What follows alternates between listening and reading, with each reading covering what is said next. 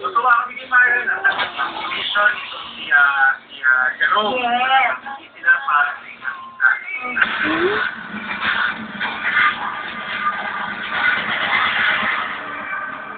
Gusto mo naman eh? Gusto mo ng grabe?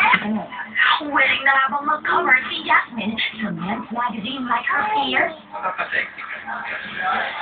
Hindi naman. Hindi po. Well said, Yas. Kaya lang, ano ito? Si Jasmine Curry ang may kumakalat na sexy pictures sa tabloids. OMG! Oo, matindi! Grabe! Here are Yasmin's daring poses na sunod-sunod na pinagpiestahan sa mga kahaligang pamilya niya tungkol sa di-umano'y proclivity. Ang mainit na barat ni Yasmin sa intriga. Tutukan mo.